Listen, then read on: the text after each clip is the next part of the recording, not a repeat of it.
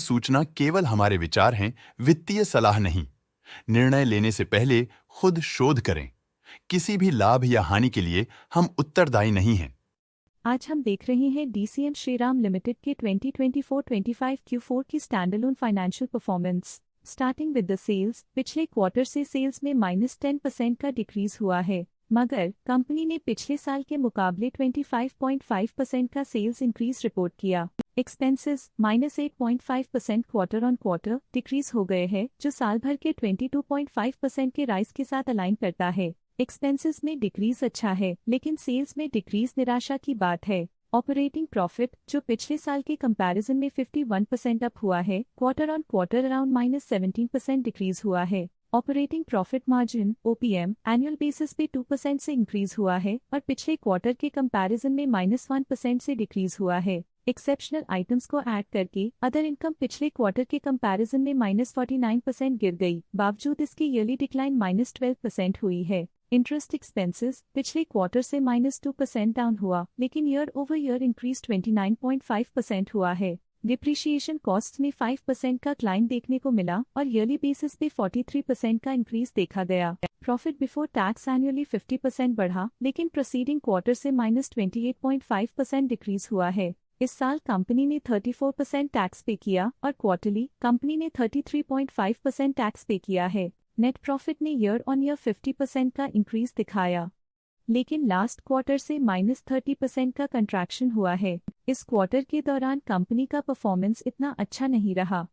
Negative net profit losses को indicate करता है। वहीं अगर एनुअल एनालिसिस की बात करें तो इस साल कंपनी का परफॉर्मेंस काफी अच्छा था। अर्निंग्स पर शेयर EPS में साल भर में 4% का इंक्रीज देखा गया, लेकिन क्वार्टरली में 30% की गिरावट भी नजर आई। इस क्वार्टर में कंपनी का EPS इतना अच्छा नहीं रहा। नेगेटिव प्रॉफिट कमजोर एफिशिएंसी को दिखाता है। डीसीएम श्रीराम लिमिटेड के फाइनेंशियल स्नैपशॉट को रिव्यू करते हुए कुछ मुख्य ट्रेंड्स सामने आए हैं, जो कंपनी की परफॉर्मेंस पे रोशनी डालते हैं। मार्च 2022 से मार्च 2025 तक डीसीएम श्रीराम लिमिटेड की फाइनेंशियल जर्नी में सबसे पहले बात करते हैं सेल्स की। इस साल सेल्स में 11.5% की वृद्धि हुई है और पिछले 4 सालों में 28.5% की वृद्धि हुई है, जो एक निरंतर अपवर्ड ट्रेंड को दर्शाता है। पिछले साल की गिरावट के बाद इस साल सेल्स फिर से बढ़ना शुरू हुई है, जो सफल रिकवरी स्ट्रैटेजी को दर्शाता है। अब बात करते हैं एक्सपेंसेस की। इस साल एक्सपेंसेस 10% बढ़े हैं और 4 सालों में 42% का इजाफा हुआ है।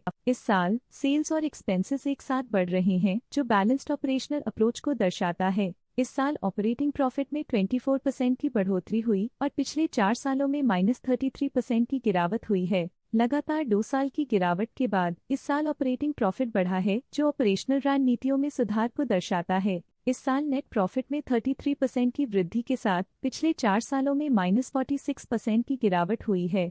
लगातार 2 सालों तक प्रॉफिट में कमी के बाद इस साल नेट प्रॉफिट में हुए इजाफ ने एक टर्नअराउंड का संकेत दिया है, जो स्ट्रेटेजिक रीअलाइनमेंट्स का असर हो सकता है। इस साल EPS में 33% की वृद्धि हुई, हालांकि पिछले 4 सालों में -46% की गिरावट देखी गई है। लगातार 2 साल की गिरावट के बाद इस साल EPS में वृद्धि प्रॉफिटेबिलिटी में रिकवरी के शुरुआती साइंस देती है। चलिए अब बात करते हैं शेयर होल्डिंग पैटर्न की। डीसीएम श्रीराम की शेयर होल्डिंग रिपोर्ट्स कुछ इस प्रकार की हैं, जो अननोन 2025 के तक चलता है। ये रिपोर्ट कंपनी के शेयर्स की डिटेल्ड जानकारी देता है, जिसमें promoters, promoter groups, foreign investors, public investors और सरकारी एंटिटीज शामिल हैं। पब्लिक हेल्थ शेयर्स का परसेंटेज 2024 के दिसंबर में 21.1% से 2025 के में 20.81% तक डिक्रीज हो गया। इस डिक्रीज से साफ है कि इस टाइम पीरियड में कंपनी में पब्लिक का हिस्सा डिक्रीज हुआ है।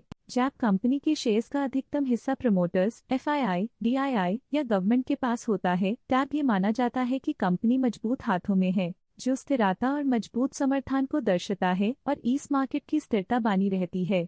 DII, डोमेस्टिक इंस्टीट्यूशनल इन्वेस्टर्स, ने अपना शेयर होल्डिंग दिसंबर 2024 में 7.65% से 2025 में 7.76% तक इंक्रीज किया। ये बताता है कि डोमेस्टिक इंस्टीट्यूशंस ने कंपनी में अपना इंटरेस्ट 0.11% तक इंक्रीज किया है। FII, फॉरेन इंस्टीट्यूशनल इन्वेस्टर्स, ने अपना शेयर होल्डिंग दिसंबर 2024 में 4% से 2025 में 4.1% तक इंक्रीज किया। ये बताता है कि फॉरेन इंस्टीट्यूशंस ने कंपनी में अपना इंटरेस्ट 0.1% तक इंक्रीज किया है। ये था कंपनी का करंट शेयर होल्डिंग पैटर्न। आज के लिए फाइनेंशियल सेक्टर में इतना ही। देखने के लिए धन्यवाद। स्टॉक लेटेस्ट न्यूज अपडेट के लिए चैनल को सब्सक्राइब करें और वीडियो को लाइक एंड शेयर करें।